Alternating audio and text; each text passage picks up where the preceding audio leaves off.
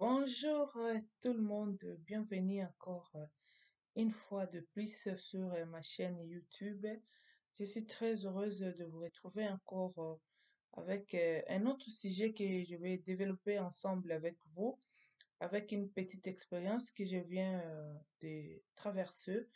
Je vais parler aujourd'hui, comme je l'ai toujours dit, nous sommes là pour non seulement prendre soin de notre santé externe ou bien de notre apparence, mais aussi de veiller sur notre apparence interne ou bien notre bien-être interne, qui veut dire prendre soin de notre santé par avoir l'attention sur de petites choses, sur des signes que notre corps peut nous envoyer.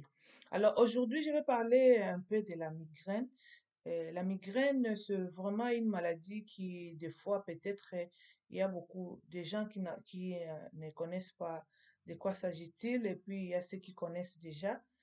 C'est bien. Et aujourd'hui, nous allons développer ensemble juste savoir c'est quoi la migraine et puis quelles sont les précautions que nous pouvons prendre lors ou bien pendant que nous avons les symptômes et puis savoir d'où ça provient. Alors, c'est quoi d'abord la migraine? La migraine, c'est vraiment une maladie qui est caractérisée par une survenue régulière de maux de tête. Quelqu'un qui a la migraine aura vraiment des maux de tête régulières qui vont avoir de violences parfois qui sont associées avec des vomissements. Et ça vient juste instantanément comme ça. Et c'est ça qui fait que la personne aura toujours le maux de tête et puis il va avoir des vomissements qui ne seront pas vraiment contrôlés. Alors, c'est vraiment une maladie qui cause généralement vraiment un mal de tête régulier. Et des fois, on ne s'explique pas d'où ça provient. Et des fois, il y a des gens qui associent cette maladie à la folie ou bien à quelqu'un qui a le problème mental. Donc ça, c'est vraiment différent. Et puis, nous allons savoir maintenant comment est-ce que la migraine peut se développer dans l'organisme. Comment est-ce que quelqu'un peut savoir qu'elle a la migraine et quelles sont les précautions et puis quelles sont les causes qui peuvent provoquer cette maladie. Nous allons parler des causes qui peuvent provoquer la migraine.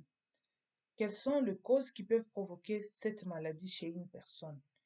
Par exemple, si une personne a l'habitude de ne pas dormir régulièrement et puis à temps, la migraine peut être déclenchée pendant ce moment où la personne n'est pas vraiment à temps pour dormir.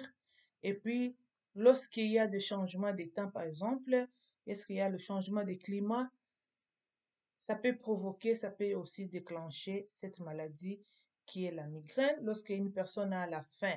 Quand quelqu'un a vraiment une faim et qui n'est pas vraiment contrôlée, donc ça peut déclencher aussi la migraine. Et puis s'il y a une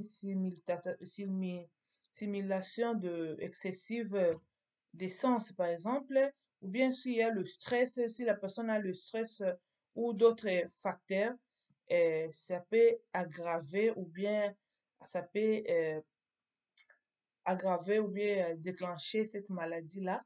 Et puis, quand il y a des activités très aggravées de physique, ça peut aussi provoquer euh, la migraine. Et puis, quand il y a la lumière et puis où il y a des sons, des odeurs, vraiment des odeurs qui peuvent être très piquées, ça peut aussi déclencher la migraine chez une personne. Donc, ça, ce sont les causes qui peuvent provoquer cette maladie que nous appelons la migraine. Les causes de la migraine. Maintenant, la question de se poser, c'est de savoir comment on peut traiter la migraine naturellement.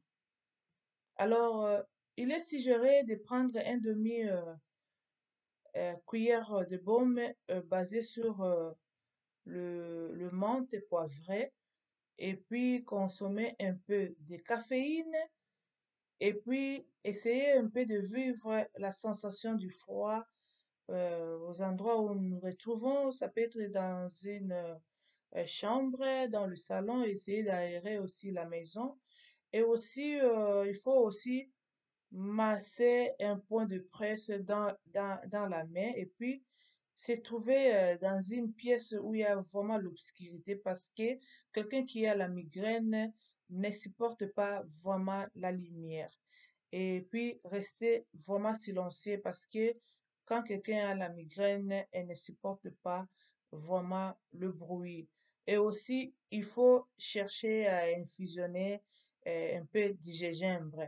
Donc ça, ce sont des méthodes naturelles que quelqu'un peut recourir pour pouvoir soulager la migraine. Ça, c'était des méthodes naturelles qui ont été mentionnées.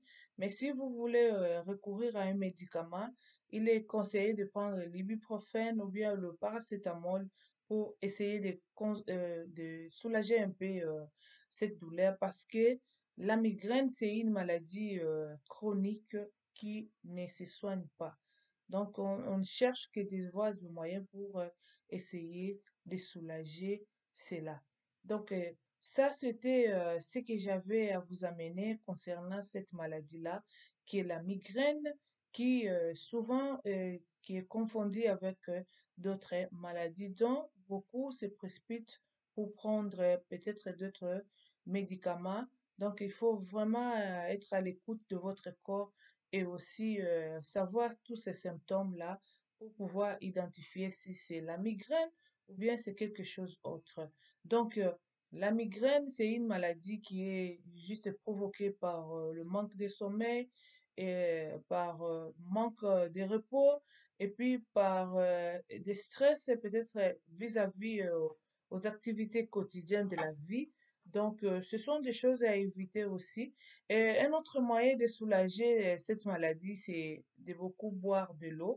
Et vraiment, comme on a dit, c'est retrouver aussi dans une pièce, au moment où vous avez des crises comme ça, c'est retrouver dans une pièce qui est obscure, c'est vraiment rester silencieux, sans bruit, et puis se reposer au plus, au maximum, dans le plus bonnes conditions pour pouvoir se soulager.